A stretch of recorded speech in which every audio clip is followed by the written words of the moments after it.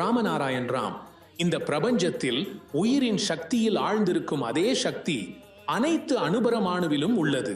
இந்த முழு தத்துவத்தை, பொருளின் உண்மையை அறிந்து முன்னேறுவதே நமது கடமை. இந்த தத்துவத்தை அறிந்து அதனை உள்ளே எழுச்சியூட்டி ஜாகிர்த்தி செய்வது மிக முக்கியமான சேவையாகும்.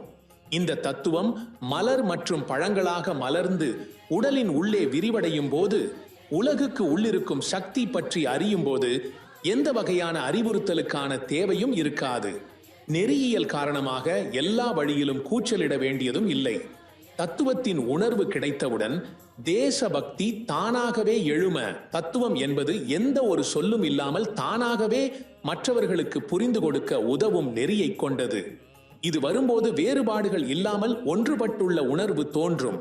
நாம் மகன், மகள், சகோதரர்கள் மற்றும் சகோதரிகளை கொண்டே நினைத்தால் அப்படி அனைவரையும் நாம் நமதானவர்கள் என்று எண்ணுவோம். இதனை அறிந்தபோது நாங்கள் அனைவரும் ஒரே பூமியின் பிள்ளைகள் என்பதை உணர்ந்தால் அதனால் ஒற்றுமை தோன்றும். எல்லோரிலும் ஒரே தத்துவத்தின் வளர்ச்சியுடன் வேறுபாடுகளின் உணர்வு நீங்கிவிடும். இந்த தத்துவத்தை அறிந்து அதனை அடையும் முயற்சிகள் பல முறை முன்னேறியுள்ளன. பெரும்பாலும் வரலாற்று மகான்கள் இந்த உண்மையை உணர்ந்து பல முயற்சிகள் செய்துள்ளார்கள். உண்மையின் சிறப்புறு நம்முள் உள்ளது.